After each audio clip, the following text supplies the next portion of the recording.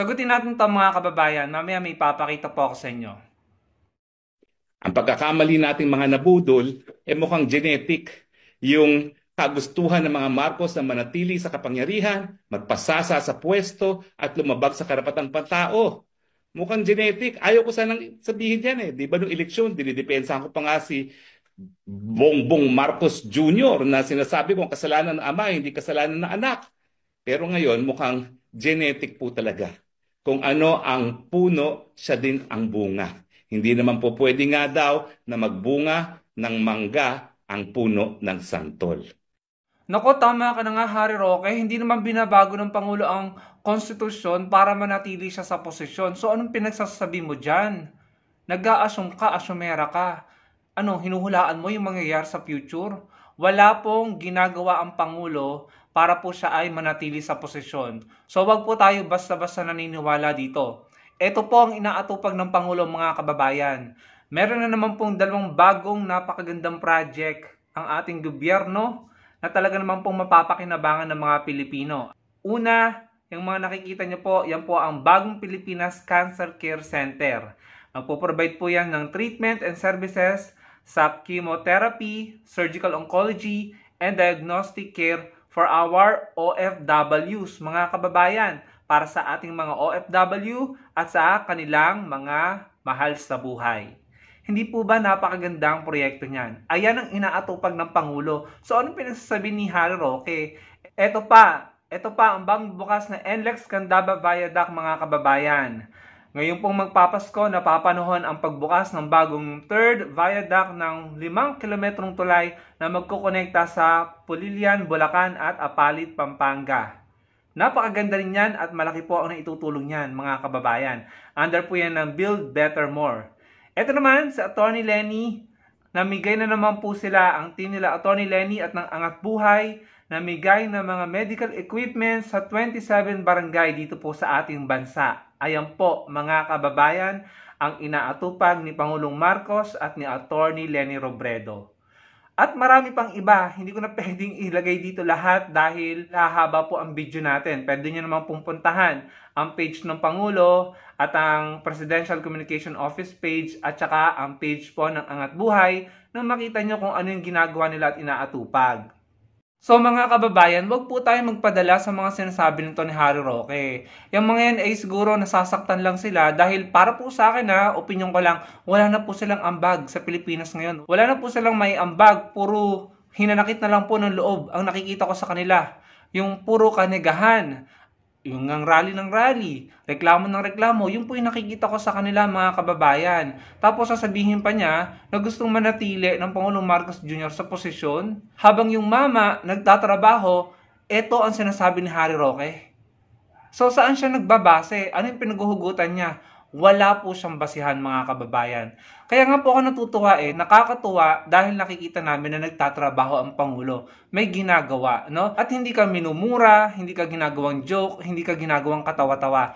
Bagkos nagtatrabaho siya. Nung tinanong nga siya ng isang reporter kung anong reaksyon niya nung sinabihan siya ni VP Sara na hindi marunong magpresidente, no? Parang ganun yung sinabi ng verbatim. Anong tugon ng Pangulo? Ngumiti lang, hindi na niya sinagot. Tama yon. Dahil kung sasagot pa siya, magkakaroon lamang ng patuloy na palitan ng mga salita ng insultuhan, no? Yung insult sa kanya, hindi niya sinasagot. Bagkos nakikita ko, kung kayo po mga Pilipino, dapat po tinitignan nyo din yung ginagawa ng Pangulo, no?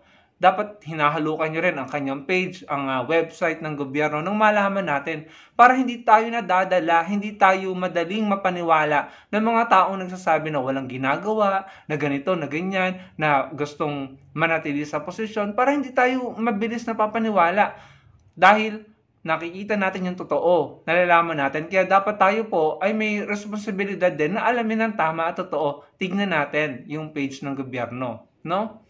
So, nakakatuwa dahil sa Atty. Lenny, kahit natalo, andyan siya, tumutulong siya sa Pangulo, sa ating pamahalaan, para makatulong sa ating mga kababayan. Imagine 27 na barangay ang nakatanggap ng mga medical equipment mula po sa Angat Buhay team nila Atty. Lenny Robredo. Malaking tulong po yun.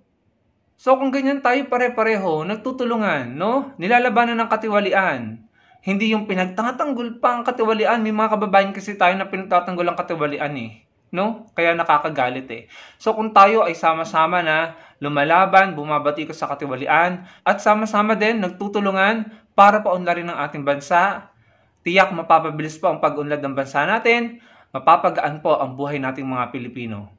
Ini-imagine ko nga paano kung si Atty. Leni Robredo ang naging Vice President ngayon? Paano kung silang dalawa ni PBBM, no? Kitang-kita natin na maka-Pilipino sila. Hindi sila maka-China. Kapakanan ng mga Pilipino ang uunahin nila. Kaya after election, ayan, nagtrabaho. No? Gumagawa ng paraan para makatulong sa mga Pilipino. Itong kampo ng mga ito, anong ginagawa mga kababayan? Nakakaumay, nakakapagod, no? Nakakasawa. So doon na lang tayo sa pipiliing magpakabisi, magtrabaho para sa bansa at sa mga Pilipino, kaysa naman doon sa mga tao na kung ano-anong pinapanawagan, para tayo magkawatak-watak, hiwalay ang Mindanao, nananawagan sa AFP at PNP na mag-withdraw ng suporta sa Pangulo. Ano ba yan? Divide and conquer ang ginagawa nyo at gustong-gusto yan ng China. Pero ayaw naming mga Pilipino yan, kaya hindi kami susuporta sa inyo. So nakakatuwa ng Pangulo natin at sa Atty. Leni Robredo ay tahimik, nagtatrabaho, hindi nakikipag-away. No? Yung mga insults, yung mga pangutya, hindi pinapatulan. No? Yun po ang nakakatuwa at para po sa akin, maganda yon, no? Na nagtatrabaho na lamang para sa bansa at sa mga Pilipino, mabilis po tayong uunlad. Sana tayong mga ordinaryong Pilipino, ganun din at sana ma-appreciate natin sila, magsilbi silang magandang ehemplo para sa atin, natularan natin sila. Huwag tayong sasama at susuporta sa mga negatibo at kung ano-anong divisive idea ang pinopromote, no, sa publiko. Huwag tayong sasama doon. We can no longer afford na magkawatak-watak tayo dahil talaga pong masasakop tayo ng mabilisan. At sana, huwag na po tayong bumoto ng mga kandidato sa 2025 na mga pro-China, maka-China, na gagawing instrumento ng China para tayo lalong magkawatak-watak at masira ang ating bansa upang magawa nila or mai-advance nila ang interest nila dito sa bansa natin. At yun nga po ay ang kami ng ating mga lupain, no? Papakyawin ng mga yan at ang ating mga karagatan.